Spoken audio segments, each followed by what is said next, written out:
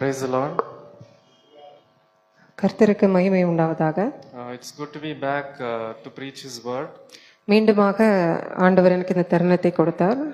And I hope all of you are doing well. நீங்கள் எல்லோரும் சுகமாய் இருக்கிறீர்கள் என்று நான் நம்புகிறேன். So today we will meditate upon the topic of heart. இன்னைக்கு நம்ம இருதயத்தை குறித்து தியானிக்க போகிறோம். Because in the world system, if you see, it's completely focused on the external. இந்த உலகத்தின் காரியங்களை குறித்து நம்ம பார்த்தோம் என்றால் எல்லாமே அது வெளி தோற்றத்தை குறித்தே அதை பார்க்கிறதா இருக்கும். It's completely about external decorations. எல்லாமே வெளியரங்கமான தோற்றத்தை குறித்து அது சொல்லுகிறதா இருக்கும். Only they focus only on the outward appearances. உலகம் எல்லாமே வெளியரங்கமான தோற்றத்தை குறித்து மாத்திரமே அதை சொல்லுகிறதா இருக்கும். Because even if you look at people, they give importance while we look at somebody, we always give importance to see how they look, how they appear. நம்ம யாரையாவது ஒருத்தங்களை சந்திச்சோம்னா அவங்களுடைய வெளி தோற்றம் எப்படி இருக்கிறது, அவங்க எப்படி இருக்கிறாங்கன்றது மட்டும்தான் நம்ம பார்ப்போம். How is their brought up? What kind of dress are they wearing? What saree are they wearing? What jewels are they wearing? அவங்க எங்கிருந்து வந்திருக்காங்க, அவங்க எப்படிப்பட்ட சாரி உடுத்திருக்காங்க, இல்ல எப்படிப்பட்ட நகை போட்டிருக்காங்க அப்படின்றது தான் நம்ம பார்ப்போம். Are they beautiful? Are they handsome? அவங்க ரொம்ப மிகவும் அழகா இருக்கிறார்களா என்பதை நாம் பார்ப்போம். Same way the world always focuses only on the outward things. அதே மாதிரிதான் உலகமும் வெளியரங்கமான காரியங்களை, வெளி தோற்றத்தை மட்டுமே அது பார்க்கிறதா இருக்கிறது. Even when you go for an interview also, people always see how a person is well dressed or how his external appearances are.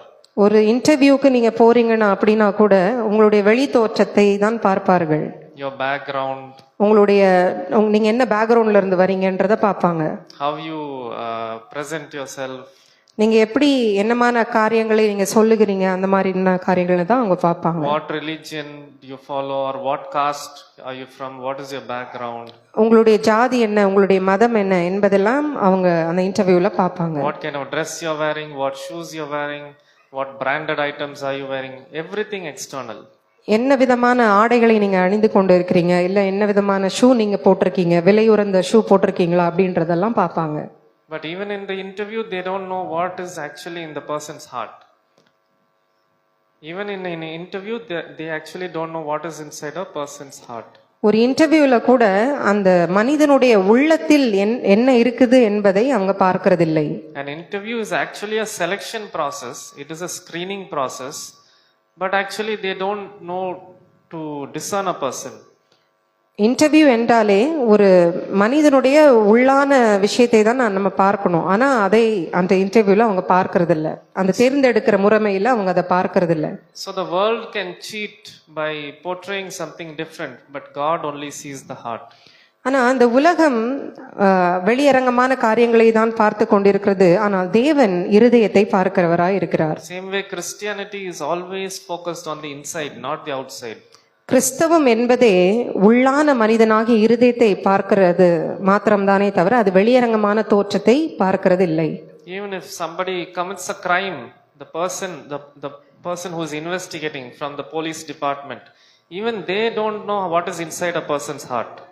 இப்ப ஏதாவது ஒருத்தங்க ஒரு தவறு செய்து விட்டாலோ இல்லது ஏதாவது ஒரு கொலை அந்த மாதிரி ஏதாவது ஒரு தவறு பண்ணிவிட்டாலோ ஒரு போலீஸ் காவலர் கூட என்ன பார்ப்பாங்கன்னா வெளி தோற்றத்தை வைத்து தான் அவங்க நிதானிப்பாங்களே தவிர அந்த மனிதனுடைய இருதயத்தை பார்த்து அவங்க அந்த சூழ்நிலையை நிதானிக்கிறதில்லை. If a crime is done, so they immediately they check, they validate people, they stop the vehicle and they will see, is this guy looking like a thief? Then we will stop his vehicle. Then we will check him, we will inquire him. They always look at outside. ஒரு சோதனை செய்கிற நேரத்துல கூட அவங்க bike நிப்பாட்டி இவனை பாக்குறதுக்கு திருடன் மாதிரி இருக்கு அப்படின்னு அவனோட வெளி தோற்றத்தை பார்த்து அவனை நிறுத்தி அவனை விசாரிப்பாங்க. So even the government, the police department they also don't gauge the heart. They go only by the external appearances. அரசுனாலும் கூட காவலர்கள்னாலும் கூட எல்லாமே அவங்களுடைய வெளித்தோற்றத்தை பார்த்து தான் நிதானிக்கிறாங்களே தவிர யாருமே அவங்களுடைய உள்ளிந்திரியங்களை பார்த்து நிதானிக்கிறது இல்லை. But God sees the heart only. ஆனா தேவன் இருதயத்தை பார்க்கிறார். And but in the contrary, Satan always try to focus on the external. அதற்கு எதிர்மாறாக சாத்தான் எப்பவுமே வெளி தோற்றத்தை மட்டுமே தான் அவன் பார்ப்பான். Satan always focuses on the outside, external appearances. சாத்தான் எப்பவுமே நம்மளுடைய வெளியரங்கமான தோற்றம், இவங்க எப்படி இருக்காங்க அப்படின்ற காரியத்தை குறித்தே தான் அவன் நோக்கமா இருப்பான். That is his nature. அதுதான் அவனுடைய தன்மை. He wants to portray something else which is not himself. He wants to portray something different and cheat others. Satan wants to portray in a different way. He wants to cheat others by portraying himself as if he is good. சாத்தான் எப்பவுமே தன்னை நல்லவனாக காட்டிக்கொண்டு மற்றவங்களை அவன் ஏமாத்துகிறவனாய், வெளியரங்கமாய் அவன் நல்லவனாய் காட்டிக்கொண்டு மற்றவங்களை ஏமாத்துவான். So he is always focused on the outside. அவன் எப்பவுமே வெளியரங்கமான காரியங்களிலே மட்டும்தான் அவன் நோக்கமா இருப்பான். Let's see that in 2 Corinthians chapter 11 அதை நாம் 14. 2 கொரிந்தியர் 11வது அதிகாரம் 14வது வசனத்திலே பார்ப்போம். So here Paul says, and no marvel. அது ஆச்சரியம் அல்ல. So he is saying, this thing you already know it. இது எல்லாமே உங்களுக்கு முன்னாடி தெரிந்தவைகள் தானே. For Satan himself is transformed into an angel of light. சாத்தானும் ஒளியின் தூதனுடைய வேஷத்தை தரித்துக் கொள்ளுவானே. This is not a marvel, he says. இது ஆச்சரியம் அல்ல என்று தேவன் சொல்லுகிறார். Because that is his nature. He wants to transform himself and to portray himself as if something he is good. சாத்தானும் அப்படிதான். அவன் ஒளியின் தூதனுடைய வேஷத்தை தரித்து அவன் நான் நல்லவன் என்பதை அவன் வெளிக்காட்டுகிறான்.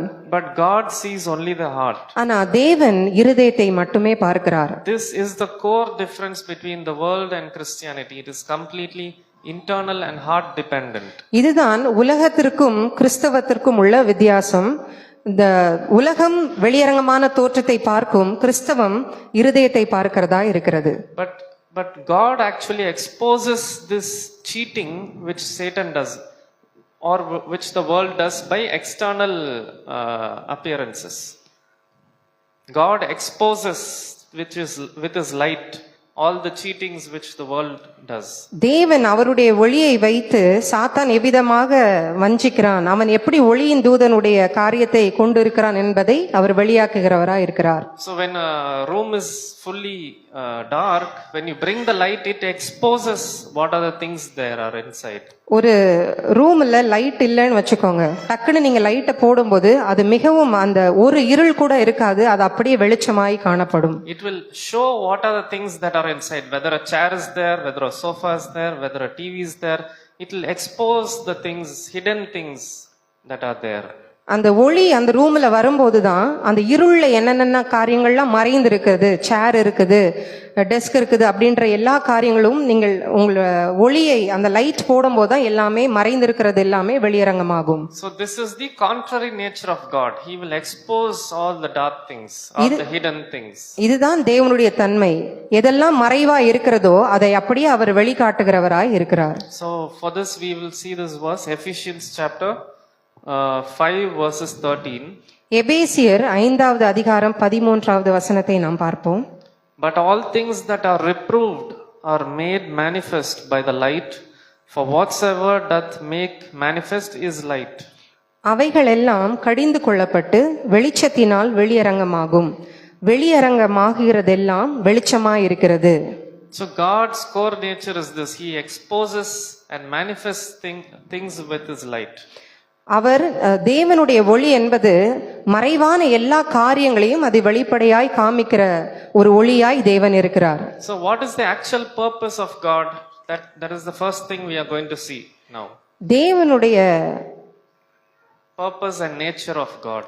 தேவனுடைய நோக்கம், அவருடைய குணாதிசயம் என்ன என்பது நாம் முதலாவது பார்க்க போகிறோம். So that will be the first point we will see today. அதுதான் நாம் முதலாவது அதை தான் தியானிக்க போகிறோம்.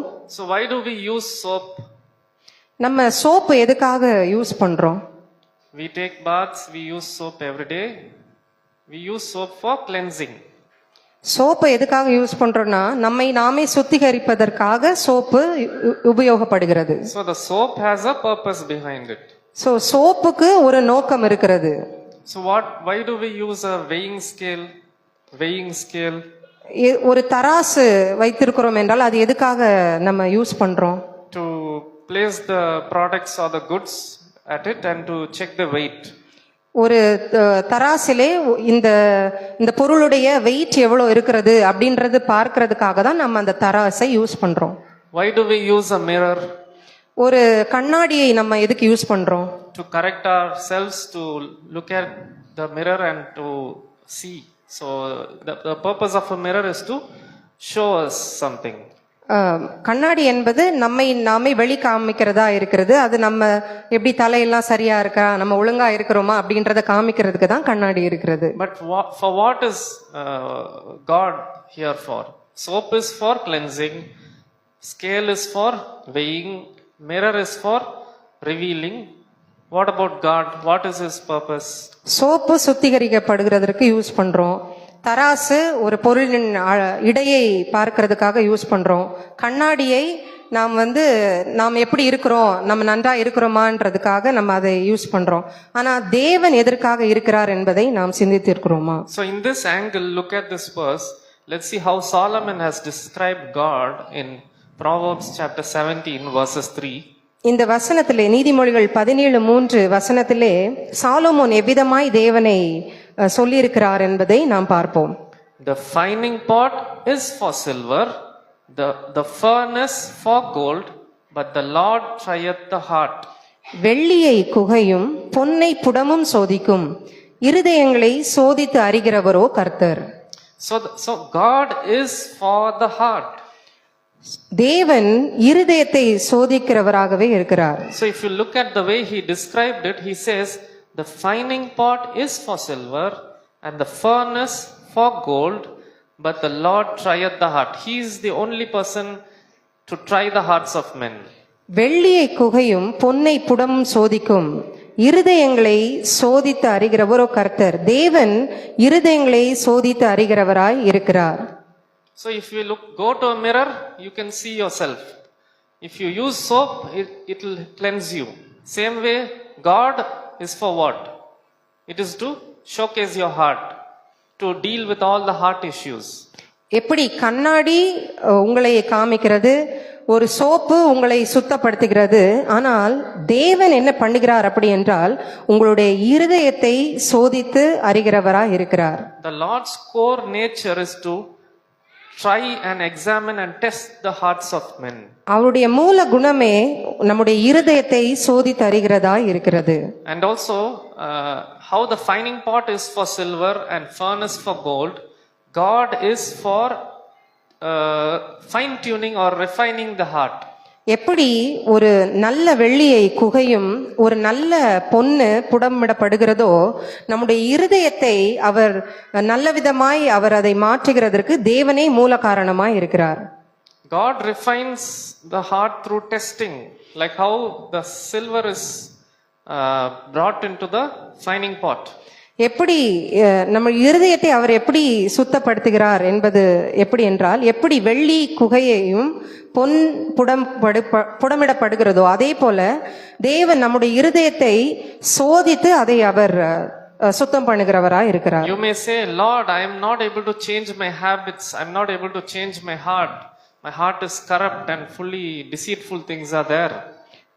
நம்ம நிறைய வாட்டி சொல்லுவோம், தேவனே என்னால இந்த பலவீனத்துல இருந்து என்னால வெளியே வர முடியல, நான் நிறைய தப்பு செய்யறேன், என்னால அதுல மீண்டு வர முடியல அப்படின்னு நம்ம நிறைய காரியங்கள் தேவனிடத்துல நம்ம சொல்லுவோம். But what you have to do is you have to give your heart to the Lord. ஆனா நம்ம என்ன செய்ய வேண்டும் என்றால் உங்களுடைய இருதயத்தை நீங்கள் தேவனிடமாய் கொடுக்க வேண்டும். So if you want a nice silver, a pure silver, you need to go to the fining pot. If you want a pure gold, you need to go to the furnace. So in same way, if you want a pure heart, a heart that is pleasing to God, you need to go to God. எப்படி உங்களுக்கு ஒரு நல்ல வெள்ளியை ஒரு குகையும் ஒரு நல்ல பசும் பொன்னை புடமும் சோதிக்குமோ, உங்கள் இருதயத்தை சுத்தம் செய்ய வேண்டும் என்றால் நீங்கள் தேவனிடத்தில் உங்களுடைய இருதயத்தை நீங்கள் அர்ப்பணிக்க வேண்டும். You cannot change yourself. நீங்க உங்களை மாற்றிக்கொள்ளவே முடியாது. You need to bring your heart to the Lord. உங்களுடைய இருதயத்தை நீங்கள் தேவனிடமாய் அர்ப்பணிக்க வேண்டும். Just like how silver is brought to the fining pot, you have to bring your heart to God. எப்படி வெள்ளியை குகைக்குள்ள கொண்டு போறோமோ, எப்படி பொன்னை புடமிடப்படுகிறதோ அதே போல நம்முடைய இருதயத்தை தேவனுக்கு நேராய் நம்ம கொடுக்க வேண்டும். It is brought to God for refinement, for correction, for molding. அந்த இருதயத்தை நாம் ஏன் தேவனிடத்தில் கொண்டு போகிறோம் என்றால் அவர்தான் அதை சோதித்து அதை சுத்தம் பண்ணுகிறவராய் இருக்கிறார். But you will have to first humble yourself. Then only you can bring your heart to God.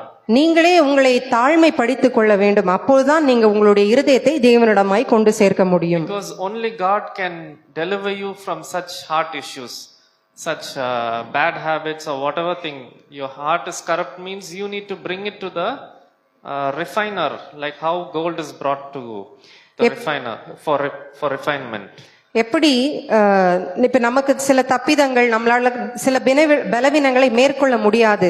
ஆனா நம்ம தேவனிடத்தில் அதை கொண்டு போகும்போது எப்படி வெள்ளி குகையினிடமாய் கொண்டு போகிறார்களோ இல்லை பொன்னை புடமிடப்படுகிறார்களோ அதே போல நம்முடைய இருதயத்தை அவருக்கு நேராய் நம்மை கொண்டு செல்லும் போது அவர் அந்த பலவீனங்களை அவர் அந்த தப்பிதங்களை நம்மை விட்டு எடுத்து போடுகிறவராய் அவர் இருக்கிறார். Because the source of all goodness comes only from God. எல்லா விதமான நன்மையான காரியத்திற்கான மூல காரணமே தேவனாய் இருக்கிறார். You cannot bring it, you cannot self develop it by yourself.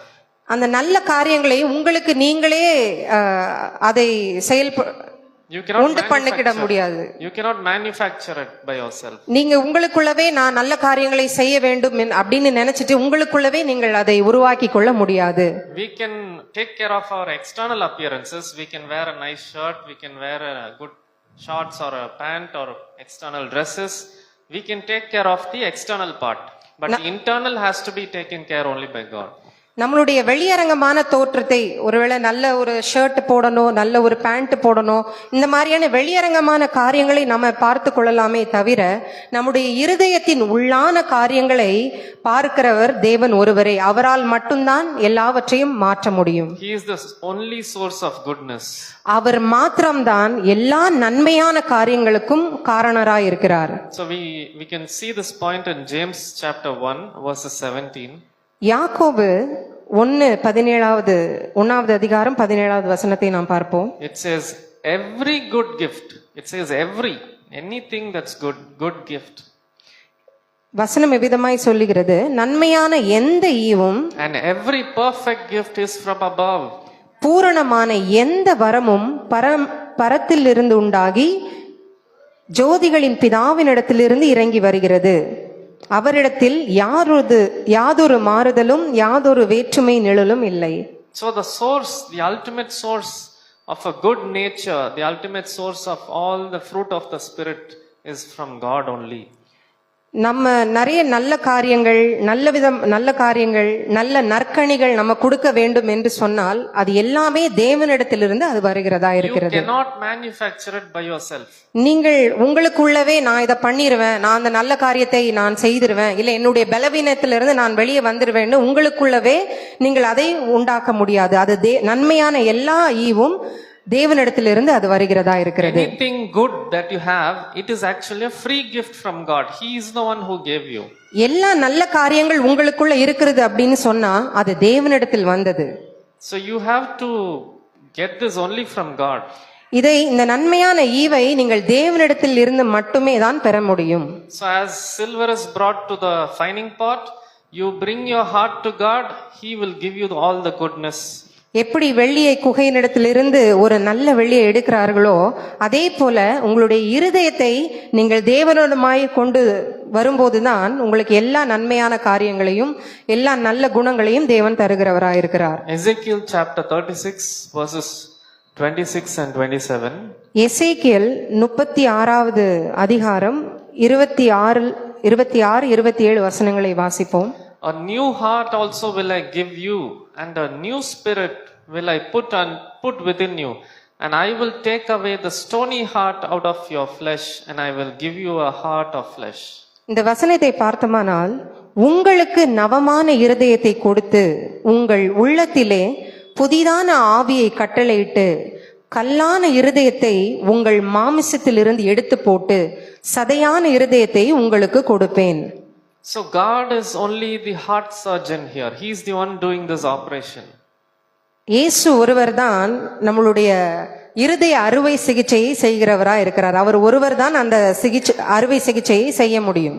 And he says, I will put my spirit within you. He says, I will. See, he is clearly saying that I am the source for all the goodness that you're going to receive. அவர் சொல்லுகிறார், நானே இதை செய்வேன், உங்கள் உள்ளத்திலே புதிதான ஆவியை கட்டளையிட்டு என்று சொல்லுகிறார். And cause you to walk in my statutes, and ye shall keep my judgments and do them. உங்கள் உள்ளத்திலே என் ஆவியை வைத்து உங்களை என் கட்டளைகளில் நடக்கவும் என் நியாயங்களை கைக்கொள்ளவும் அவைகளின்படி செய்யவும் பண்ணுவேன் என்று சொல்லுகிறார். So he is the one who is going to change your heart and refine it perfectly. தேவன் ஒருவரே உங்களுடைய இருதயத்தை மாற்ற வல்லவராய் இருக்கிறார். But you need to humble yourself and give your heart and offer your heart to the Lord. நீங்கள் செய்ய வேண்டியது ஒரே ஒரு காரியம்தான். உங்களுக்கு அந்த தாழ்மையான அந்த நிலைமையோடு உங்களுடைய இருதயத்தை தேவனிடமாய் கொண்டு வர வேண்டும். See how David is saying when he committed the sin with Bathsheba. He's saying in Psalms 51 verses 10. See what David is saying when he committed sin with Bathsheba. பர்ஷிபாவோட தாவீது அந்த தவறு செய்யும் போது அவர் தேவனிடமாய் எவ்விதமாய் திரும்புகிறார் என்று நாம் பார்ப்போம். This psalm is mentioned clearly after he repented. இந்த சங்கீதம் அவர் எப்படி தன்னை ஆண்டவரிடத்தில் தாழ்த்தி தன்னுடைய பாவங்களை எப்படி அறிக்கையிடுகிறார் என்பதை நாம் பார்ப்போம். Psalms 51 verses 10. சங்கீதம் 51வது அதிகாரம் 10வது வசனத்தை பார்ப்போம். See David here again, he is not doing the good things. He is not manufacturing the goodness. But he says in this verse, create in me a clean heart, O God, and renew a right spirit within me. இந்த வசனத்திலே தாவீது சொல்கிறார், அவரை மாற்றிக்கொள்ள முயற்சியே செய்யல. நான் இந்த தப்புல இருந்து நான் மீண்டு வரணும், அதனால நான் நிறைய முயற்சியை செஞ்சு எப்படியாவது நான் அந்த பாவத்துல இருந்து வெளியே வருவேன்னு சொல்லாம இந்த வசனத்துல அவர் எப்படி சொல்லுகிறார் என்று பார்ப்போம்.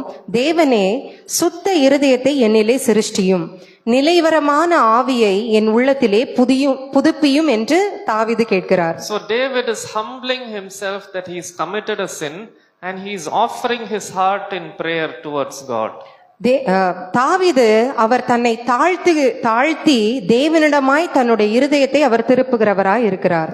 So we also have to offer our hearts unto God to change our hearts.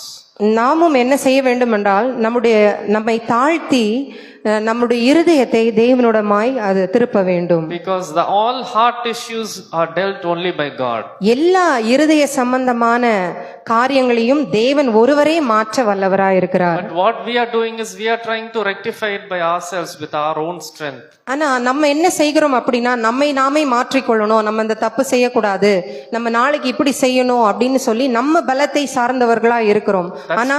ஆனா நம்முடைய இருதயத்தை நம்ம தேவனிடத்தில் தாழ்மையாய் அர்ப்பணிக்க வேண்டும். That's why God loves David so much, because he is always heart oriented. அதனாலதான் தேவனுக்கு தாவீதை மிகவும் பிடித்திருந்தது. என் இருதயத்துக்கு ஏற்றவன் என்று அவரை சொல்கிறார். He is always focused on the internal heart itself. அதான் தேவன் தாவீதின் இருதயத்தை பார்த்ததுனாலதான், அவர் முகத்தை பார்க்கல, அவருடைய இருதயத்தை பார்த்ததுனாலதான் தாவீதை அவருக்கு இருதயத்திற்கு ஏற்றவர் என்று சொல்கிறார். Let's look at Proverbs chapter 21 verses 1 to 2. நீதிமொழிகள் 21வது அதிகாரம் 1-2 வசனங்களை நாம் பார்ப்போம். A king's heart is in the hand of the Lord as the rivers of water. He turneth it whethersoever he will.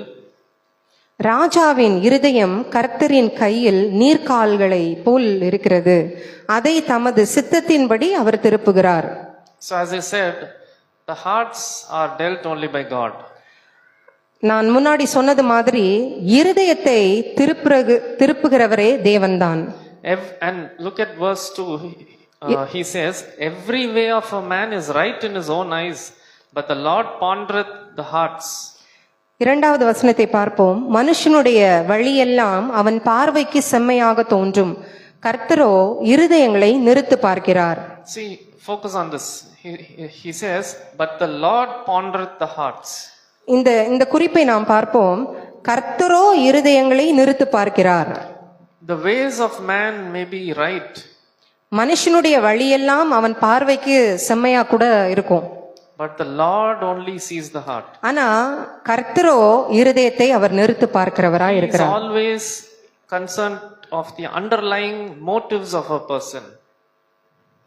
He is always concerned about the internal motives of a person.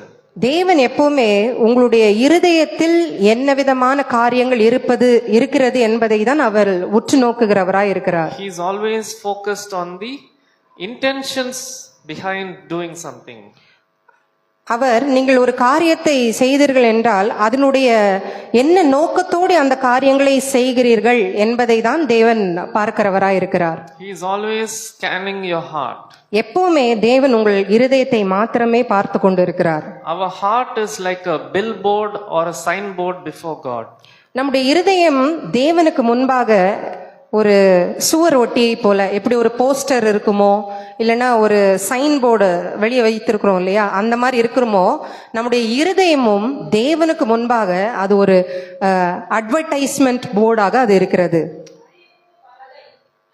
It's a விளம்பர பலகையா இருக்கிறது. So it reveals everything that is inside. So it reveals everything that is inside your heart. So அது எப்படி என்றால் உங்களுடைய இருதயத்தில் இருக்கிற எல்லா காரியங்களையும் அது வெளியாக்குகிறதா இருக்கிறது. The Lord is like a detective of your heart. தேவனே உங்களுடைய இருதயத்தை ஆராய்கிறவரா இருக்கிறார். Just like if some crime happens, what will happen? Immediately they will call the detectives. ஒரு கொலையோ இல்ல ஒரு குற்றம் நடந்த இடத்துல என்ன செய்வார்கள், உடனே காவலாளிகளை அதுக்கான ஆட்களை நம்ம கால் பண்ணி கூப்பிடுவோம். So immediately the detectives will come to see, to investigate, to do a very keen analysis. They will start studying everything. அந்த தப்பு நடந்த இடத்துல என்ன செய்வாங்க, போலீஸை உடனே கூப்பிட்டு அவங்க அந்த விசாரணை விஷயங்களை எல்லாம் அவங்க நடத்துவாங்க. They will come to investigate and see. They will check. They will test certain things. அவங்க வந்திருக்கிறவர்கள் என்ன பார்ப்பாங்க, இங்க என்ன நடந்தது, நாளை இந்த பேரை விசாரிப்பாங்க, இங்க இந்த இடத்துல தான் நடந்ததா அப்படின்ற காரியங்களை குறித்து எல்லாமே அவங்க விசாரணை செய்வாங்க. Same way God is a detective of your heart. அதே போலதான் தேவன் உங்கள் இருதயத்தை ஆராய்ந்து அறிகிறவராய் இருக்கிறார். He will test and see like a detective. உங்கள் இருதயத்தை அவர் சோதித்து அறிகிறவராயும் இருக்கிறார். He wants to see evidences in your heart. உங்களுடைய இருதயத்தில் என்ன விதமான காரியங்கள் இருக்கிறது என்பதை அவர் உற்று பார்க்கிறவராய் இருக்கிறார். He is a person who is searching for the hearts of men. தேவன் ஒருவரே நல்ல இருதயங்களை அவர் நோக்கி பார்க்கிறவராய் இருக்கிறார். He is always addicted to your heart. தேவன் எப்போதுமே ஒரு நல்ல இருதயத்திற்கு அவர் He is always addicted. He is always interested in looking at your heart. மிகுந்த விருப்பமுடையவராய் அவர் இருக்கிறார். He is always interested and focused only on your heart. அவர் எப்பவுமே இருதயத்தை குறித்தே மிகுந்த ஆர்வம் உள்ளவராய் அவர் இருக்கிறார். Let's look at Jeremiah chapter 17 verses 9 to 10. எரேமியா 17வது அதிகாரம் 9-10 வசனங்களை நாம் பார்ப்போம். The heart is deceitful above all things and desperately wicked. Who can know it? See, Jeremiah, God is speaking through Jeremiah. இந்த வசனத்திலே தேவன் எரேமியாவோடு பேசுகிறார்.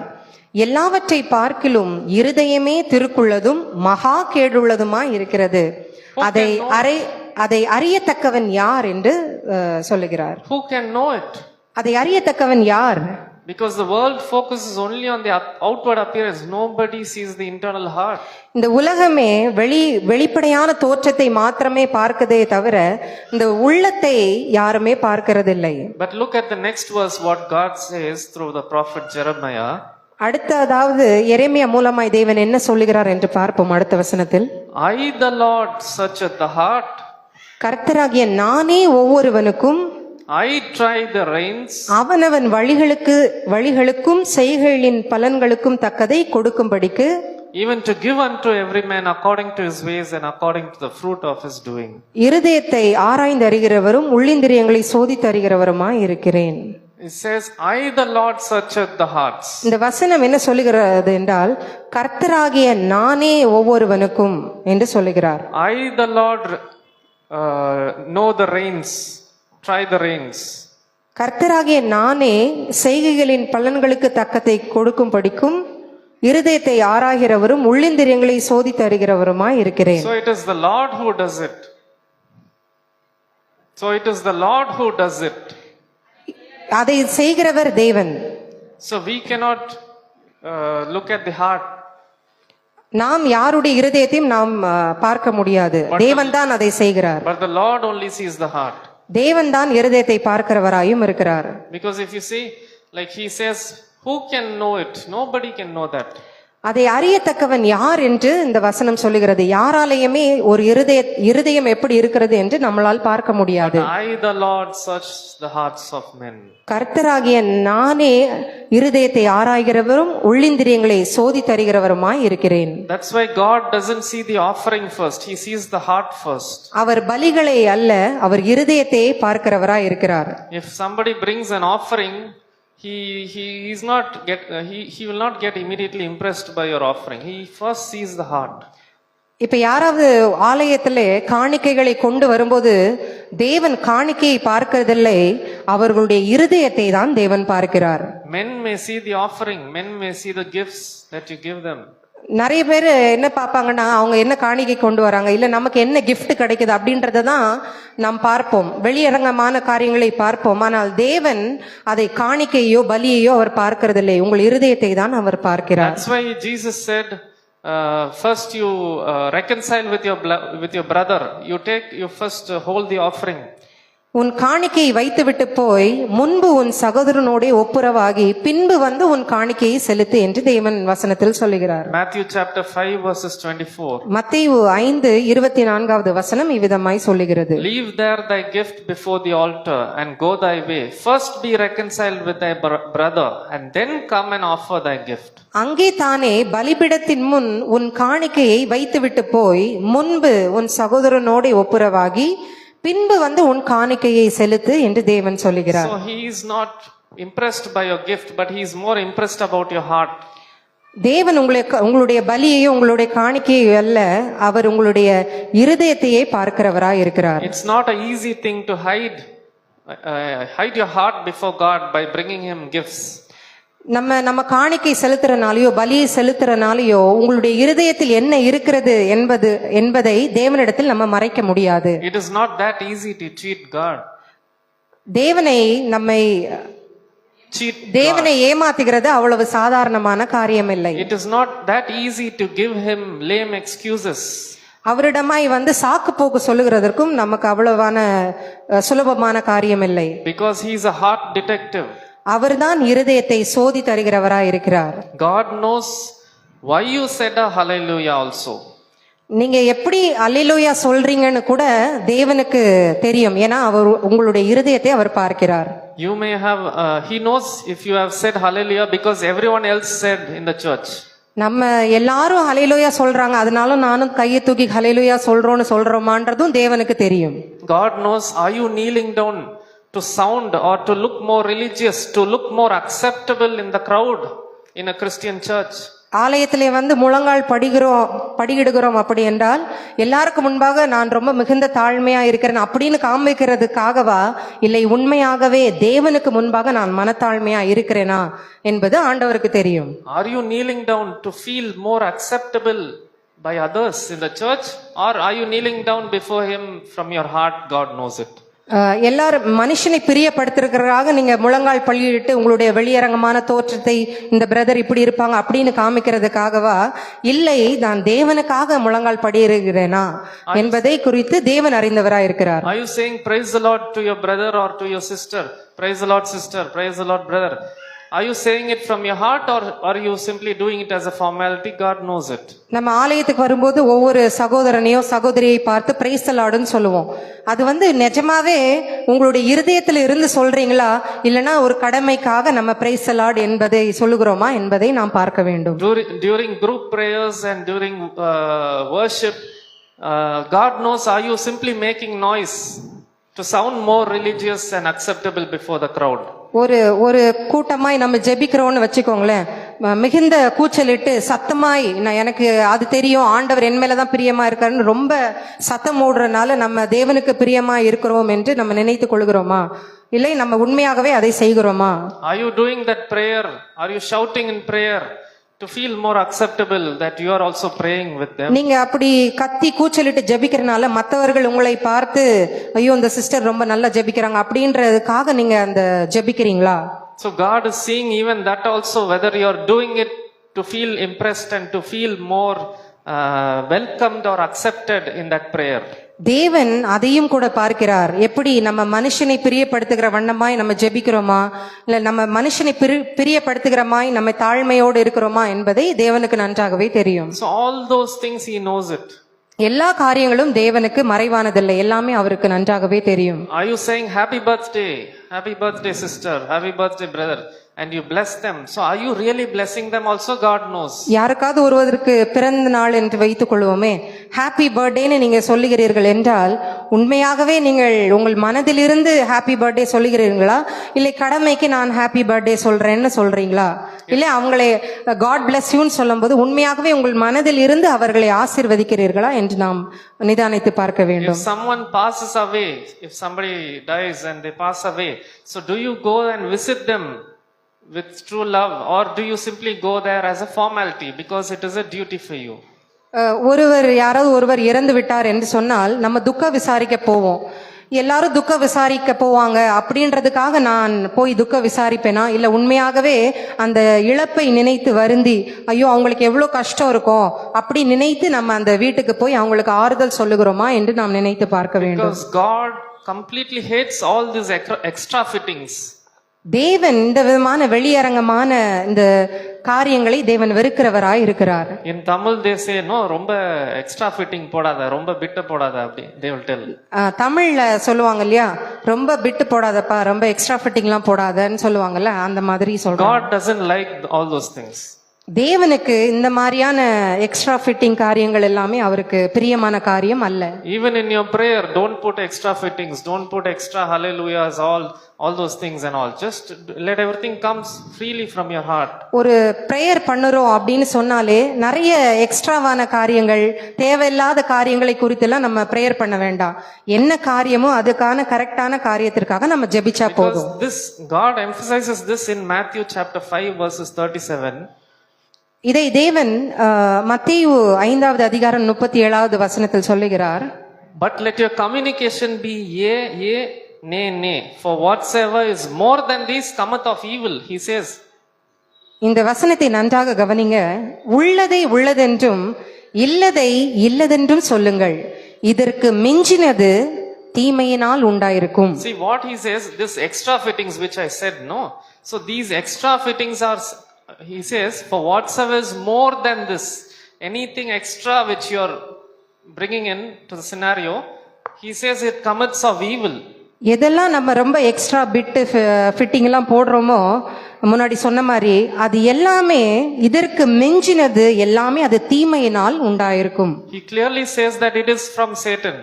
இது அழகாய் சொல்லுகிறது இந்த வசனம், இது சாத்தானால், இது தீமையினால் உண்டாயிருக்கிறது என்று சொல்லுகிறது. So let your yes be yes, let your yea yea and your nay nay and your no no, that's all. Don't put all these extra fittings. எப்பவுமே உள்ளதை உள்ளதென்று சொல்லுங்க, இல்லதை இல்லதென்று சொல்லுங்க. இதுக்கு மிஞ்சினது எதுனாலும் அது தீமையினால தான் வருகிறது. He says whatsoever, anything more than these, it comes from Satan, it comes from evil. இதுக்கு மிஞ்சினது எல்லாமே அது தீமையினாலும் அது சத்துருவின் இடத்திலிருந்து உண்டாகிறதாவும் அது இருக்கிறது. Don't do anything that is not naturally coming from your heart. எதுவுமே உங்களுக்கு இயல்பாய் வராம நீங்களே நம்ம இதை செய்யணும், பிரியப்படுத்துறதுக்காக இப்படி செய்யணும்ன்றது நம்ம இருக்க கூடாது. Don't do things which may make you feel more acceptable by others. எப்பவுமே மற்றவர்கள் நம்மளை அங்கீகரிக்கணும் அப்படின்றதுக்காக, மற்றவர்களை பிரியப்படுத்துறதுக்காக நம்ம எந்த காரியத்தையும் செய்யக்கூடாது. Don't deceive yourselves by getting stuck in falsehood and in false Christianity and lies. இதை எப்படி சொல்லுவோம் என்றால், ஒரு கிறிஸ்தவனுடைய இயல்பே இல்லாம ஒரு கிறிஸ்தவன் அல்லாத ஒரு இயல்பை நமக்குள்ள கொடுக்கிறதா இருக்கிறது, அது நமக்கு வேண்டாம். So Jesus also scolds this same thing which the Pharisees are doing. The Pharisees and scribes are doing. இதைதான் தேவன் வேத பாரகரும் பரிசேயரும் என்ன சொல்லுகிறார் என்பதை நாம் இந்த வசனத்திலே பார்த்தோம். Chapter 23 verses 27 to 28. மத்தேயு 23வது அதிகாரம் 27 28 வசனத்தை பார்ப்போம். Woe unto you scribes and Pharisees, hypocrites! மாயக்காரராகிய வேத பாரகரே பரிசேயரே உங்களுக்கு ஐயோ! For ye are like unto white sepulchres, which indeed appear beautiful outside, but are within of dead man's bones and of uncleanliness. வெள்ளை அடிக்கப்பட்ட கல்லறைகளுக்கு ஒப்பா இருக்கிறீர்கள். அவைகள் புறம்பே அலங்காரமாய் காணப்படும், உள்ளேயோ மரித்தவர்களின் எலும்புகளினாலும் சகல அசுத்தத்தினாலும் நிறைந்திருக்கும். I hope everyone would have gone to the cemetery, right? You would have seen how the cemetery, the cemeteries are decorated outside. நம்ம எல்லாரும் கல்லறை தோற்றத்திற்கு சென்றது உண்டு, அப்படிதானே? So if you look at the tomb, it will be outwardly all decorations would be there. The granite stone, the Bible verse, the image of the person, all those things will be drawn. All polished granite stones would be there. அந்த கல்லறைகள்ல பார்த்தோம்னா granite கல்லுகள் அடுக்கி வச்சிருப்பாங்க, அந்த இருந்தவர்களுடைய photo வச்சிருப்பாங்க, இன்னும் அழகா அத மாலைகள் எல்லாம் போட்டு மிகுந்த அலங்காரமா வெளியரங்கமா பாக்குறதுக்கு ரொம்ப அழகா இருக்கும். See what example Jesus is giving. He is telling all these extra fittings, which we can say, because it's stinking on the inside. The dead body is placed inside and the inside is stinking, but outside all beautiful decorations, all polished it looks. இயேசு விதமாய் தான் சொல்லுகிறார், நம்ம அங்க பார்க்கும்போது வெளியே ரொம்ப அழகா இருக்கும், ஆனா உள்ளேயோ மரித்தவர்களின் எலும்புகளினாலும் சகல அசுத்தத்தினாலும் அது நிறைந்திருக்கும். Even Bible verses also would be engraved there. To portray holiness, to portray goodness. அந்த கல்லறையில கூட வேத வசனம் தான் எழுதியிருக்கும். Same way we may have the word of God in us, but inside we could be corrupt in our heart. நம்மளும் அதே மாதிரிதான், நம்ம கிட்ட கூட வேத வசனம் இருக்கும், ஆனா நம்முடைய இருதயம் எப்படி இருக்கிறதுன்றத நம்ம பார்க்கணும். So you need to bring your heart to God to change it. நீங்க என்ன செய்ய வேண்டும்? நம்முடைய இருதயத்தை தேவனுக்கு நேராய் அர்ப்பணிக்க வேண்டும். Because all goodness comes from God only. ஏன்னா எல்லா நன்மையான காரியங்களும் அது தேவனிடத்திலிருந்து மட்டுமே வருகிறதா இருக்கிறது. So we need to surrender and give our hearts to God. We need to submit ourselves. நம்முடைய இருதயத்தை தேவனிடமாய் நாம் அர்ப்பணிக்கிறவர்களாய் இருக்க வேண்டும். Now we will go to the second part of the sermon, which is ornaments. நாம் இரண்டாவது பாகத்திற்கு நாம் செல்லுவோம். அது ஆபரணங்களை குறித்து நாம் பார்ப்போம். Yes. So can you tell me, will our Lord like a person wearing ornaments? நீங்கள் சொல்லுங்க, நம்முடைய தேவனுக்கு நாம் நகை போடுகிறதோ இல்ல நம்ம ஆபரணங்கள் போடுகிறதோ தேவனுக்கு விருப்பம் தானா? Whether God will love his children wearing ornaments? அவருடைய பிள்ளைகள் நிறைய நகைகள் ஆபரணங்கள் போடுகிறது தேவனுக்கு பிரியமா? I'm not talking about the external, I'm talking about the internal. நான் ஏதோ வெளியே அரங்கமான அலங்கரிப்பை நான் சொல்லவில்லை, உங்களுடைய உள்ளான அலங்கரிப்பை பற்றி பேச போகிறேன். Yes, he wants ornaments. ஆம், தேவனுக்கும் ஆபரணங்கள் தேவை. So let's see his opinion in Jeremiah chapter 2 verses 32. தேவனுடைய கருத்து ஆபரணத்தை குறித்து அது எப்படின்றத நம்ம பார்ப்போம். எரேமியா 2வது அதிகாரம் 32வது வசனம். Can a maid forget her ornaments or a bride her attire? ஒரு பெண் தன் ஆபரணத்தையும் ஒரு மணவாட்டி தன் ஆடைகளும் மறப்பாளோ? So we are the bride of Christ. Can we forget the ornaments? நாம் தேவனுடைய மணவாட்டிகளா இருக்கிறோம், நாம் நம்முடைய ஆடைகளை மறக்க முடியுமா? So he says this is actually a bride's thing. They should wear ornaments, right? இது ஒரு மணப்பெண்ணுடைய வேலை. அவள் தன்னுடைய ஆடைகளையோ அவருடைய ஆபரணங்களையோ அவள் மறக்க மாட்டாள். So now with this understanding, tell me, if you wear jewels, do you get special attention? இப்ப சொல்லுங்க, நம்ம நல்ல உடைகளை அணிந்து நல்ல நகநட்டுகளை போட்டால் நமக்கு ஒரு ஸ்பெஷல் அங்கீகாரம் கிடைக்கும் தானே? It gets respect, right? நம்ம அதன் மூலமாய் நம்மை மதிப்பை சம்பாதிக்கிறோம், அப்படிதானே? When we go to a place, we focus on the outside. That is, we dress well, we wear ornaments to feel more impressed or more respected by others. நம்ம ஒரு வெளி காரியங்களுக்கு வெளி இடங்களுக்கு போகும்போது நல்ல உடை அணிந்து நல்ல நகைகளை போட்டு கொண்டுதான் போவோம். ஏன் அப்படி போவோம்னா, நம்மளை மற்றவர்கள் மதிக்க வேண்டும், நம்ம மற்றவங்க நமக்கு நிறைய ரெஸ்பெக்ட் கொடுக்கணும் அப்படின்றத நம்ம நினைப்போம், அப்படித்தானே? Yes, actually ornaments create special attention before others. ஆமா, நிஜமாவே நம்ம ஆபரணங்கள் அணியும் போது மற்றவர்கள் நமக்கு நல்ல மதிப்பை கொடுப்பார்கள். Whether you know it or not, whether willingly or whether knowingly or unknowingly, it does get some attention. தெரிந்தோ தெரியாமலோ நீங்கள் அந்த மாதிரி போகும்போது உங்களுக்கான மதிப்பு அது வந்துவிடும். Same way spiritual ornaments also get attention in the spiritual realm. அதே மாதிரி ஆவிக்குரிய ஆபரணங்களும் அதே மதிப்பை பெறுகிறதா இருக்கிறது. It will get attention from heaven. ஆவிக்குரிய ஆபரணங்கள் பரலோக ராஜ்யத்தை அது ஈர்க்கிறதா இருக்கிறது. Same way, spiritual ornaments like meek and quiet spirit creates advantage and more attention from God. அதே மாதிரி ஆவிக்குரிய அலங்கரிப்பா இருக்கிற சாந்தமும் அமைதலும் அது தேவனை ஈர்க்கிறதா இருக்கிறது. Look at what this verse says about this. 1 Peter chapter 3 verses 4. இந்த வசனம் எப்படி சொல்லுகிறது என்று நாம் பார்ப்போம். 1 பேதுரு 3வது அதிகாரம் 4வது வசனம். But let it be of the hidden man of the heart. See, again it's talking about the heart, the hidden heart. அழியாத அலங்கரிப்பா இருக்கிற சாந்தமும் அமைதலும் உள்ள ஆவியாகிய இருதயத்தில் மறைந்திருக்கிற குணமே. மறுபடியும் பாருங்க, இந்த வசனம் இருதயத்தை பத்தி சொல்லுகிறதா இருக்கிறது. It says even the ornament of meek and quiet spirit, and it says which is in the sight of God, this is very important, of great price. அழியாத அலங்கரிப்பா இருக்கிற சாந்தமும் அமைதலும் உள்ள ஆவியாகிய இருதயத்தில் மறைந்திருக்கிற குணமே உங்களுக்கு அலங்காரமா இருக்க கடவுது. அதுவே தேவனுடைய பார்வையில் விலையேற பெற்றது என்று வேதம் அழகாய் சொல்லுகிறது. It says great price. அது சொல்லுகிறது இதுவே தேவனுடைய பார்வையில் விலையேற பெற்றது என்று சொல்கிறது. So when God sees, he is looking at these precious things. Where are the precious ornaments? தேவன் இதைதான் உலகத்தில் உற்று பார்க்கிறவர் இருக்கிறார். எந்த அலங்கரிப்பு, எந்த ஆபரணம் ரொம்ப மிகுந்த அழகா இருக்கிறது என்பதை சொல்லிதான் அவர் தேவன் உலகத்தை அவர் உற்று நோக்குகிறவராய் இருக்கிறார். This verse is actually very important. Being a Christian, you should know what actually God is looking for in our heart. இந்த வசனம் கிறிஸ்தவர்களா இருக்கிற நமக்கு ரொம்பவும் முக்கியம். தேவன் எதை விலையேற பெற்றதாய் பார்க்கிறார் என்பது மிகவும் முக்கியம். Even the ornament of a meek and quiet spirit which is in the sight of God, it doesn't say it is good, it looks good in the sight of God. It says great, it looks extraordinary, it looks impressive in the sight of God. அழியாத அலங்கரிப்பா இருக்கிற சாந்தமும் அமைதலும் உள்ள ஆவியாகி இருதயத்தில் மறைந்திருக்கிற குணமே உங்களுக்கு அலங்காரமா இருக்க கடவுது.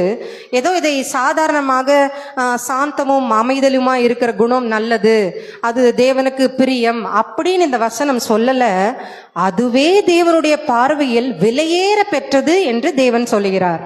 Just like how you see somebody wearing ornaments, God sees how this person, this brother or this sister is wearing ornaments in the spirit.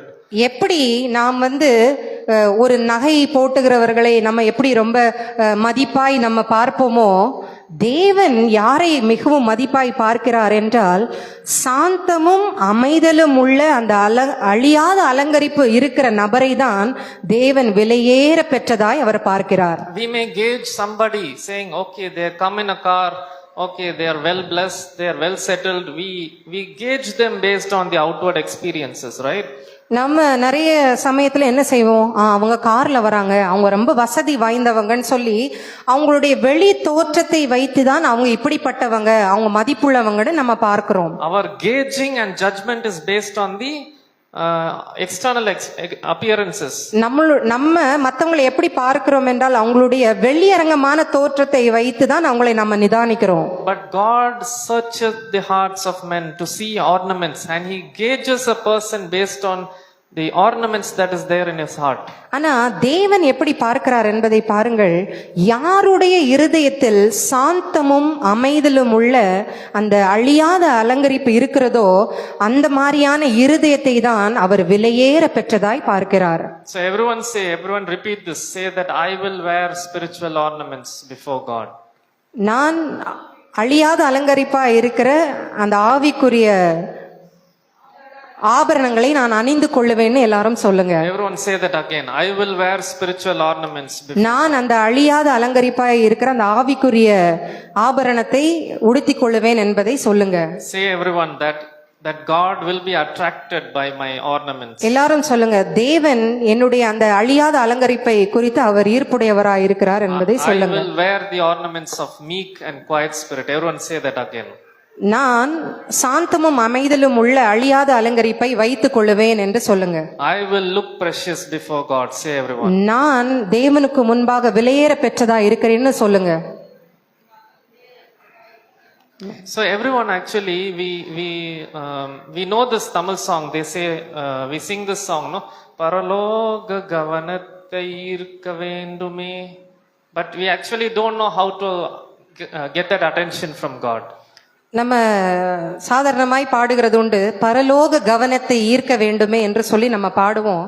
ஆனா தேவனுக்கு எது ஈர்ப்புடையதா இருக்கிறது என்பது நாம் யோசிச்சுக்கோமா? That is what this verse says, that he is attracted by this ornaments, spiritual ornaments. தேவன் இந்த அழியாத அலங்கரிப்பா இருக்கிற அந்த சாந்தமும் அமைதலும் உள்ள அந்த ஆபரணமாகிய அந்த அந்த இதற்கு தான் தேவன் ஈர்ப்புடையவராய் இருக்கிறார். God is already attracted to us. He's already loved us. But in the sight of God, I want to be more precious. ஆனா நம்ம எல்லாரையுமே தேவன் மிகவும் அன்பா இருக்கிறார். தேவனுக்கு நம்மளை ரொம்ப பிடிக்கும். ஆனாலும் அதில் குறிப்பா இந்த மாதிரியான ஆவிக்குரிய அலங்கரிப்பா இருக்கிற அந்த இருதயத்தை தான் தேவன் உற்று நோக்குகிறவராய் இருக்கிறார். There is another ornament called the ornament of grace.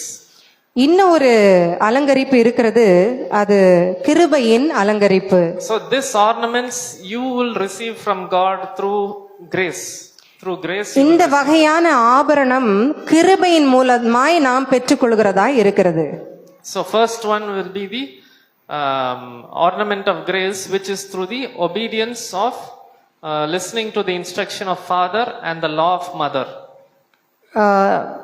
என் மகனே, உன் தகப்பன் புத்தியை கேள், உன் தாயின் போதகத்தை தள்ளாதே. அவைகள் உன் சிரசுக்கு அலங்காரமான முடியும், உன் கழுத்துக்கு சரப்பணியுமாய் இருக்கும். So this is an ornament of grace, which is Proverbs chapter 1 verses 8 to 9. இதுதான் கிருபையின் அலங்கரிப்பை குறித்து இந்த வசனம் பேசுகிறதா இருக்கிறது. So anyone who is obeying to the instruction of father or to the law of the mother, that is like an ornament, given like an ornament of grace unto your head, and there shall be a chain unto thy neck.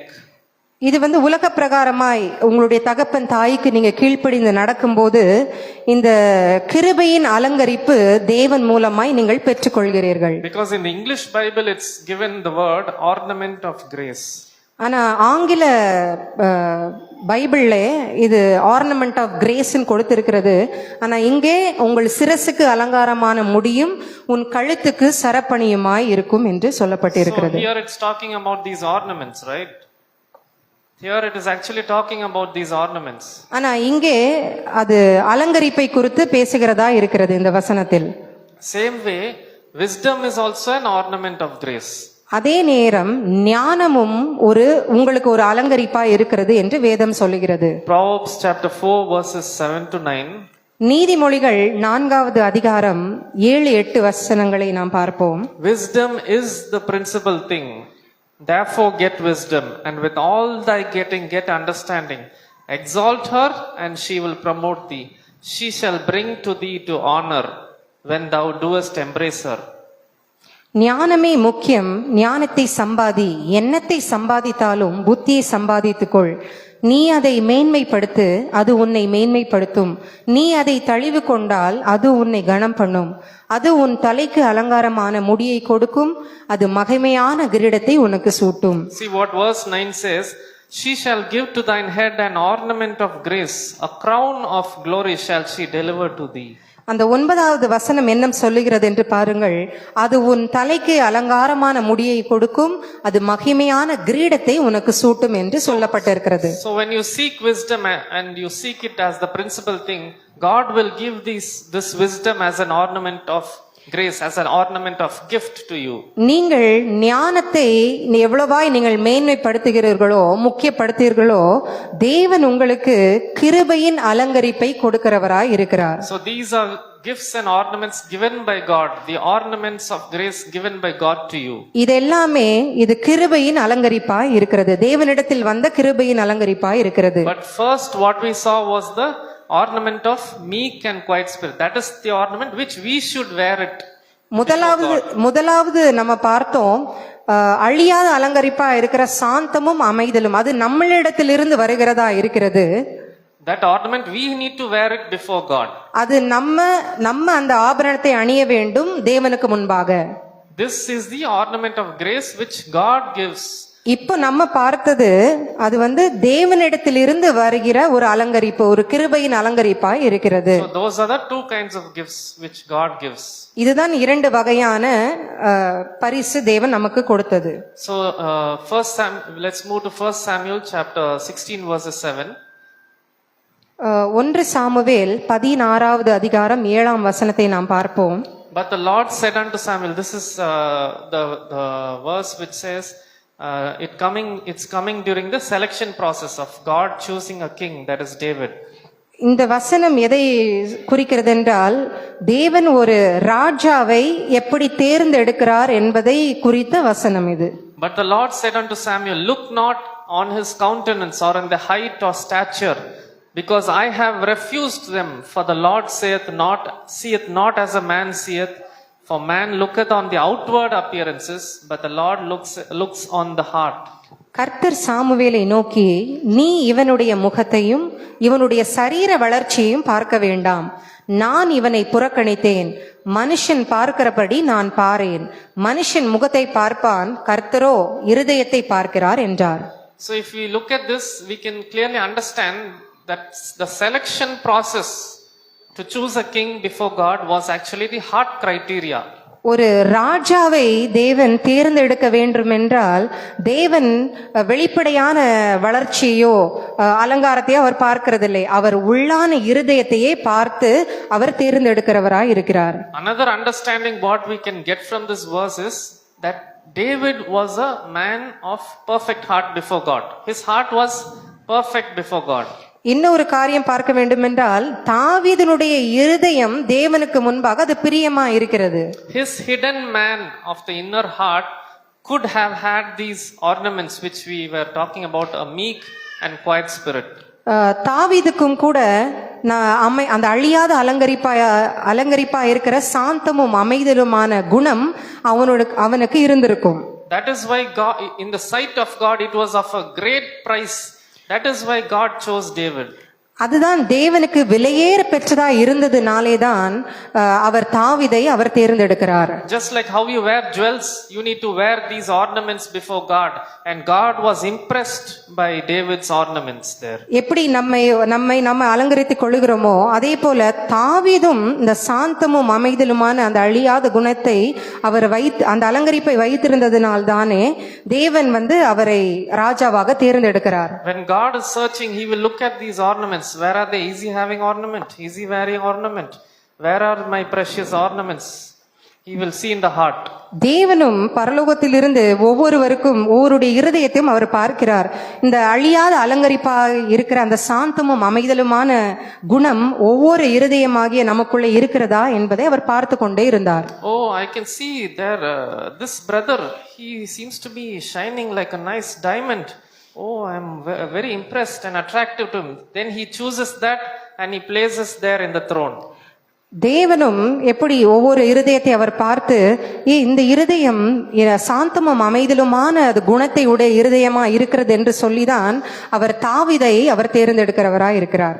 So this ornament, this diamond, this gold that is there in the desert among the sheep, grazing the sheep. When David was there, he was grazing the sheep, right? He was not even there in the scenario. So he says, this ornament is not supposed to be here. It has to go to the palace. It deserves the throne. இவர் அந்த அழியாத அலங்கரிப்பா இருக்கிற அந்த இருதயத்தை அவர் உற்று நோக்கும் போது, அந்த தங்கமான அந்த வைரம் போல இருந்த இருதயம் எங்கே இருக்கிறது என்றால் அது காடு மேடுகளிலே இருக்கிறது. தேவன் யோசிக்கிறார், இது காடு மேடுகள்ல இருக்கிற இருதயம் அல்ல, இது வேறே மிகுந்த ஒரு ராஜாவாய் இல்லைன்னா ஒரு பேலஸ்ல இருக்கிற வேண்டிய ஒரு இருதயம் என்று தேவன் அதை பார்க்கிறார். அரண்மனையில் இருக்கிற வேண்டிய இருதயம் என்று தேவன் பார்க்கிறார். Because that heart and that ornaments, that the spiritual ornament that he is wearing, that is not the place for that heart to be. It needs to be in the palace. It cannot be in the wilderness with the sheep. அந்த அழியாத அலங்கரிப்பா இருக்கிற அந்த அலங்கரிப்பு அது காடு மேடுகளில் இருக்கிற அலங்கரிப்பு இல்லை. இது ராஜாக்களோடும் அரண்மனைகள் இருக்கிற இருதயம் என்று தேவன் அதை பார்க்கிறார். The heaven located David based on the heart, based on the ornaments of his heart. The heaven located David in the wilderness, in the forest where he's grazing the sheep based on the heart, by looking on the heart. அவர் அந்த காடு மேடுகளிலே இருக்கும்போது கூட அவருடைய அழியாத அலங்கரிப்பை வைத்துதான் தேவன் தாவீதை தேர்ந்தெடுத்து அவரை அரண்மனைக்கு கொண்டு போய் அவர் ராஜாவாக்குகிறார். Same way, heaven will locate you based on your ornaments. பரலோகமும் அதை தான் பார்க்கும். உங்களுக்கு அந்த மாதிரியான அலங்கரிப்பு ஆபரணம் இருக்கிறதா என்பது பரலோகமும் அதை பார்க்கிறதா இருக்கிறது. Because David's heart was like an open book before God. தாவீதுடைய இருதயம் அது ஒரு திறக்கப்பட்ட புத்தகத்தை போல தேவனுக்கு முன்பாக அது இருந்தது. God can just read through pages of his heart. தேவன் தாவீதுடைய இருதயத்தை ஒரு புத்தகத்தை புரட்டுகிறது போலே அவர் அதை பார்த்தார். And we can also read the heart of David by reading all the psalms which he has written. He's always focused on the inside of the heart.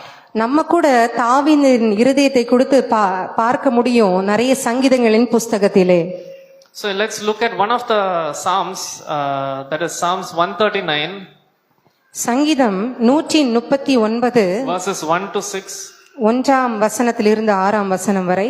See how he is written these psalms. எப்படி தாவீது அழகாய் அந்த சங்கீதத்தை எழுதியிருக்கிறார் என்பதை பாருங்க. And see where his ultimate focus is. தாவீதினுடைய நோக்கமே என்னதான் இருக்கிறது என்பதை நாம் பார்ப்போம். O Lord, thou hast searched me and known me.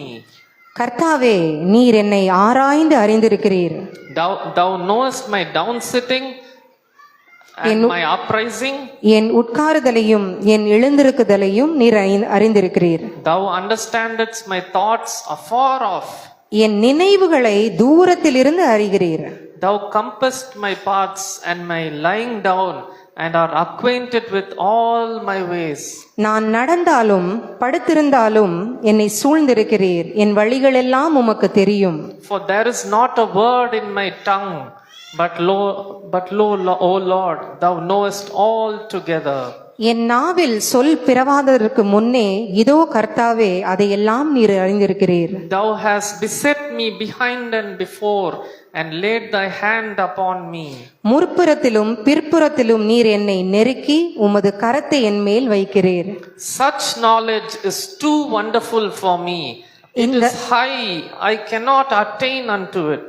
இந்த அறிவு எனக்கு மிகுந்த ஆச்சரியமும் எனக்கு எட்டாத உயரமுமாய் இருக்கிறது. See where his focus is always. He knows that God knows everything. He is an open book before God. பாருங்க, தாவீது எதை மேன்மையாக சொல்லுகிறார் என்பதை தேவன் அவருடைய இருதயத்தை பார்க்கிறார். நம்முடைய இருதயத்தை தான் அவர் பார்க்கிறார் என்பது அவருக்கு நன்றாகவே தெரிகிறது. Verse 13 says, For thou hast possessed my reins, thou hast covered me in my mother's womb. சங்கீதம் 139வது அதிகாரம் 13வது வசனம் இவ்விதமாய் சொல்லுகிறது, நீர் உள்ளிந்திரியங்களை கை கொண்டிருக்கிறீர், என் தாயின் கர்ப்பத்தில் என்னை காப்பாற்றினீர்.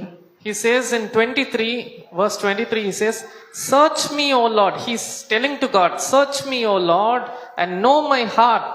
Try me and know my thoughts. அதே சங்கீதம் 139 23 24வது வசனம் இவ்விதமாய் சொல்லுகிறது, தேவனே என்னை ஆராய்ந்து என் இருதயத்தை அறிந்து கொள்ளும், என்னை சோதித்து என் சிந்தனைகளை அறிந்து கொள்ளும். And see if there any wicked way in me, and lead me in the way of everlasting. வேதனை உண்டாக்கும் வழி என்னிடத்தில் உண்டோ என்று பார்த்து நித்திய வழியிலே என்னை நடத்தும். So are we making this kind of prayer like David is saying, Try my heart, O Lord?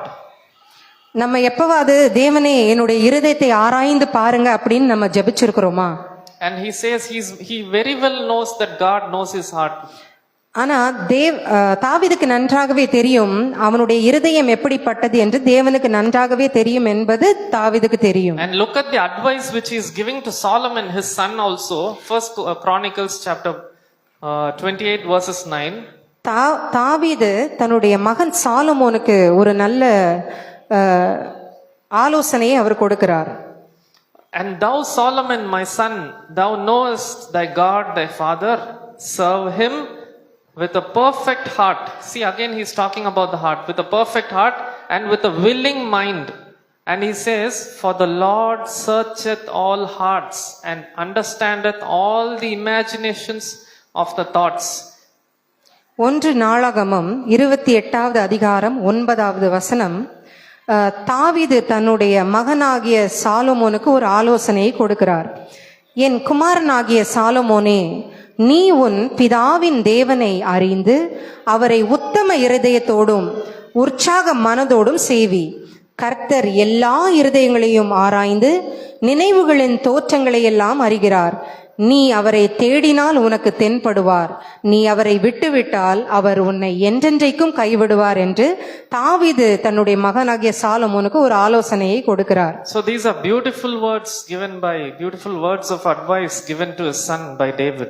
ஒரு அழகான ஆலோசனை தாவீது தன்னுடைய மகனாகிய சாலமோனுக்கு கொடுத்தது. He says, "For the Lord searcheth all hearts, and understandeth all imaginations of the thoughts. If thou seek him, he will be found." தாவீது என்ன சொல்லுகிறார் பாருங்க. அப்பம் கூட அவர் இருதயத்தை குறித்து தான் பேசுகிறார். கர்த்தர் எல்லா இருதயங்களையும் ஆராய்ந்து நினைவுகளின் தோற்றங்களை எல்லாம் அறிகிறார். So now as ourselves, how can we actually understand our own heart? Is my heart actually right before God or not? How do we understand this? நம்முடைய இருதயத்தை எப்படி நாம் நிதானித்து அறிவோம்? நம்முடைய இருதயத்தில் ஏதாவது பழுது இருக்கிறதா என்பதை நாம் எப்படி நிதானித்து நாம் அறிவோம் என்பதை பார்ப்போம். We need a verse, right, to judge ourselves. This is actually a very simple verse, but everyone knows it, but this is also a very powerful verse which will actually give you the indication. நமக்கு இந்த வசனம் நன்றாய் தெரிந்திருக்கும். எப்பவுமே நம்ம சொல்லுகிற ஒரு வசனம் தான். That is Matthew chapter 6 verses 21. மத்தேயு 6வது அதிகாரம் 21வது வசனம். This is actually a very powerful verse. இது மிகவும் வல்லமையான ஒரு வசனம். For these are words by Jesus himself. For where your treasure is, there will your heart be also. இந்த வசனம் இயேசுவினால் சொல்லப்பட்ட வசனம். உங்கள் பொக்கிஷம் எங்கே இருக்கிறதோ அங்கே உங்கள் இருதயமும் இருக்கும். So where you treasure, where your focus is on, there your heart will be, he says. உங்கள் பொக்கிஷம் இல்ல உங்களுடைய பிரியமான காரியம் அது எங்கே இருக்கிறதோ அங்கேதான் உங்கள் இருதயம் இருக்கும் என்று இந்த வசனம் சொல்லுகிறது. If your treasure is always in church, in ministry, then your heart will be always thinking about it. உங்களுடைய பொக்கிஷம் ஊழியத்தை குறித்தோ இல்ல சபையை குறித்தோ இருக்கிறது என்று சொன்னால் உங்களுடைய இருதயமும் அங்கேதான் இருக்கும். You can actually identify the fruits of your heart by looking at you can always look at the fruits and look at where your heart is. நம்மளுடைய ஆவியின் கனிகளை வைத்தே நம்மளுடைய இருதயம் எப்படி இருக்கிறது என்று நாம் நிதானிக்க முடியும். Your heart will show external visible evidences like the fruit. Your heart will actually show it. உங்களுடைய இருதயமே உங்களுடைய ஆவியின் கனிகள், உங்களுடைய சாட்சிகளை வைத்தே உங்களுடைய இருதயம் அதை காமிக்கிறதா இருக்கிறது. It will show your heart will actually show external visible things as fruits. உங்களுடைய இருதயம் உங்களுடைய வெளிங்கரங்கமான காரியங்களை வைத்து உங்களுடைய கனிகளை வைத்து உங்களுடைய இருதயம் எப்படி இருக்கிறது என்பதை காமிக்க முடியும். So how will you know if a tree is good? If this jackfruit tree is nice, how will you know? ஒரு மரம் நல்லதா கெட்டதா அப்படின்றத ஒரு பலா மரம் இருக்குன்னு வைத்துக் கொள்வோம். அது நல்லதா இருக்கிறதான்னு எப்படி நம்ம கண்டுபிடிப்போம்? If this mango tree is good, how do we know if this particular tree mango is good? இந்த மாமரம் ரொம்ப நல்லது என்பதை நம்ம எப்படி கண்டுபிடிப்போம்? We will look at the taste of the fruit. நம்ம எப்படி கண்டுபிடிப்போம்னா அது கொடுக்கிற அந்த பழத்தின் சுவையை வைத்து இது நல்ல மரமா என்பதை நாம் கண்டுபிடிப்போம். Oh, this jackfruit, oh, this mango is very tasty. இந்த பலாப்பழமோ இந்த மாம்பழமோ மிகுந்த சுவையா இருக்கிறது, இது ரொம்ப நல்ல மரம்னு நம்ம சொல்லுவோம். Also we will look at the quantity of yield, quantity of fruits that it produces. அதே வண்ணமாய் இன்னொரு காரியத்தை நம்ம பார்ப்போம். எவ்வளவு பழம் இந்த மரம் தருது அப்படின்றதையும் நம்ம பார்த்து இந்த மரம் நல்லதா கெட்டதா என்பதை நாம் பார்ப்போம். Also we will see the size of the fruit. Is it a big jackfruit or is it a small mango? Is it the tree is giving? அந்த பழத்தின் தரம், அதாவது அது பெரிய பழம் சைஸ், பழத்தின் அளவை வைத்து கூட இந்த பழம் நல்ல மரமா கெட்ட மரமா அப்படின்றத நம்ம பார்ப்போம். So same way you can discern your hearts by seeing where your heart is by looking at the fruits that it is yielding. அதே வண்ணமாய் உங்களுடைய இருதயம் என்ன மாதிரியான கனிகளை நீங்கள் கொடுக்கிறீர்கள் என்பதை வைத்து உங்கள் இருதயம் எப்படிப்பட்டது என்பதை நீங்கள் நிதானித்துக் கொள்ளலாம். Matthew chapter 7 verses 20 says, "Wherefore by their fruits ye shall know them." மத்தேயு 7வது அதிகாரம் 20வது வசனம் இவ்விதமாய் சொல்லுகிறது, ஆதலால் அவர்களுடைய கனிகளினாலே அவர்களை அறிவீர்கள். And also Proverbs chapter 4:23 says, "Keep thy heart with all diligence, be very careful with your heart, for out of it are the issues of life." நீதிமொழிகள் 4வது அதிகாரம் 23வது வசனம், எல்லா காவலோடும் உன் இருதயத்தை காத்துக்கொள், அதனிடத்தினின்று ஜீவ ஊற்று புறப்படும். So he says that from this only all the things come out. From your heart only all the issues and all the things of your life come out. உங்களுடைய இருதயத்தில் இருந்துதான் எல்லாமே புறப்படுகிறது. அது நன்மையான காரியமா இருந்தாலும் சரி, அது தீமையான காரியமா இருந்தாலும் சரி. So think of a scenario like if your brother or sister, they may would have done something bad to you. Previously you would have been saying, "Praise the Lord, brother." But after they do something bad, you may say, "Okay, I have forgiven them." But later on, you have to think in your heart to see, am I able to say "Praise the Lord" and am I able to relate with that person in the same way before he did some bad thing against me? முன்னே நீங்கள் ஒரு நபரோடு மிகுந்த நல்ல ஒரு உறவோடு நல்ல க்ளோஸாய் ஒரு சகோதரனோடு இருந்திருப்பீர்கள்னு வச்சுக்கோங்க. திடீர்னு அந்த சகோதரனோடு உங்களுக்கு ஒரு மனஸ்தாபம் ஏற்படுகிறது. முன்னாடி அவங்களை பார்த்து நீங்க "பிரைஸ் தி லார்ட் பிரதர் வாங்க" அப்படின்னு சொல்லுவீங்களே, அதே மாதிரி அவர் உங்களுக்கு ஒரு கஷ்டத்தை கொடுத்துட்டாரு. மறுபடியும் அவரை போய் நீங்க அதே முகத்தோட அதே சந்தோஷத்தோட நீங்க "பிரைஸ் தி லார்ட்" சொல்லுவீங்களா? So we need to discern. Actually, in the surface level, it may sound that you would have forgiven, but actually, in depth, if you would have seen, your heart itself will tell, no, like before, like how I used to relate with this person, I am not able to relate now. நம்ம ஒருவேளை அவங்க மூஞ்ச பார்த்து கூட "praise the Lord" சொல்லிடலாம். ஆனா நம்மளுடைய இருதயத்தின் ஆழத்திலே நம்ம பார்க்கும்போது நமக்கு கூட ஒரு யோசனை வரும், ஐயோ நம்ம எப்படி "பிரைஸ் தி லார்ட்" சொல்றது அப்படின்ற உணர்வுகள் எல்லாமே நம்மளுடைய இருதயத்தில் இருக்கும். Because your heart may sometimes condemn you, saying, no, you're not the same way relating with this person.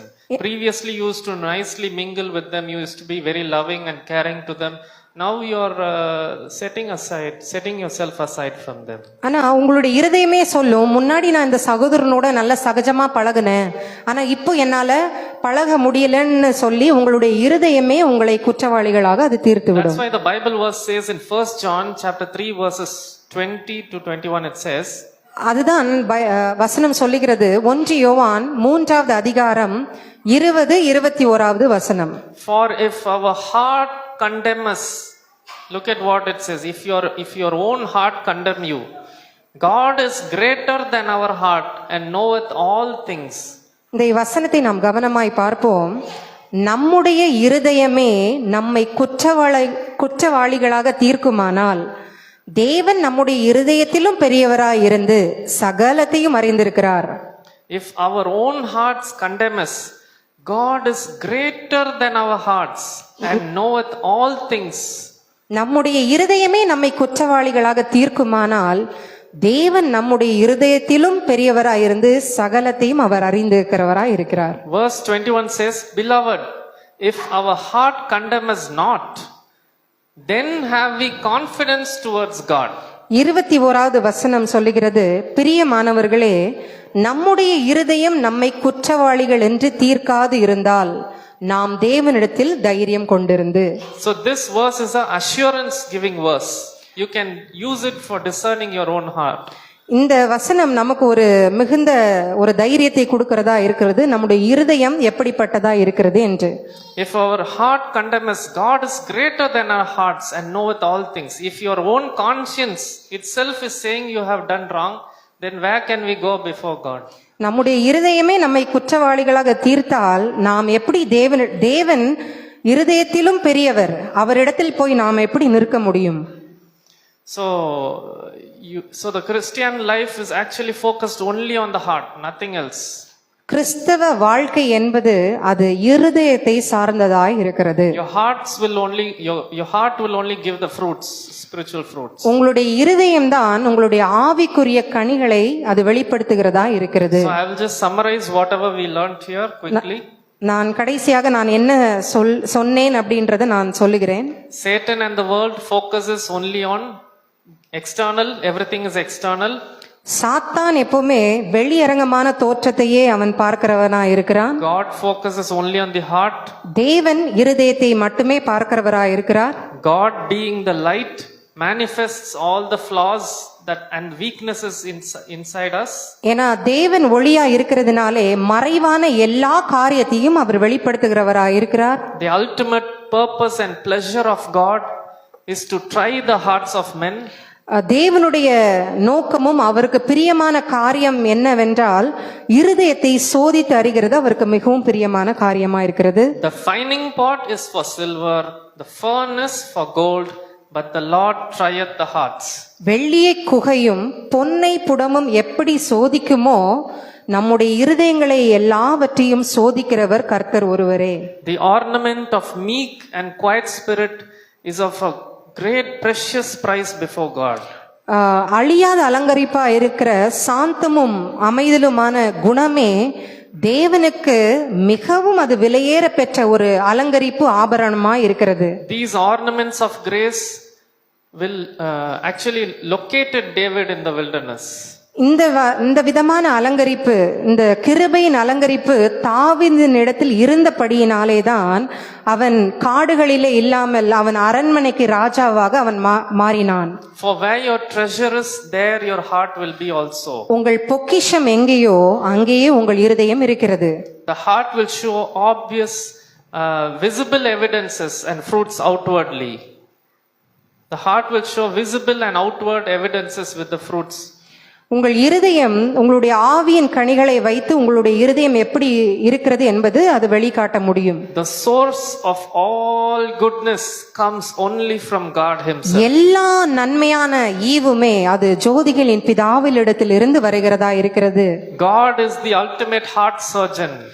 தேவன் ஒருவரே இருதயத்தின் சிகிச்சையை அவர் செய்கிறவரா இருக்கிறார். So give your heart unto God and he will change it. தேவனுக்கு உங்களுடைய இருதயத்தை நீங்கள் அர்ப்பணியுங்கள். Give like how you need precious silver and precious gold, you have to bring it to the fining pot and to the refiner. So now bring your heart to God.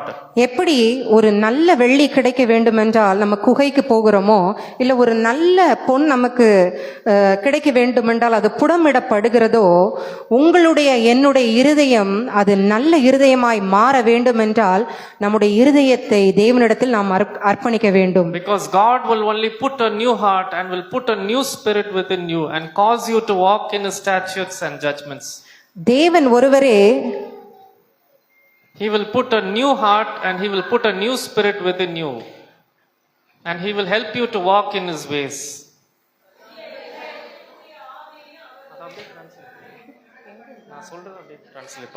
God will put a new heart.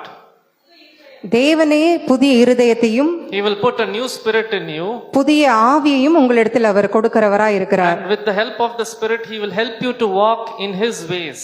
அவருடைய ஆவி நிமித்தமாய் அவருடைய வழிகளிலும் அவர் நம்மை நடத்துகிறவராய் இருக்கிறார். We cannot artificially manufacture this goodness.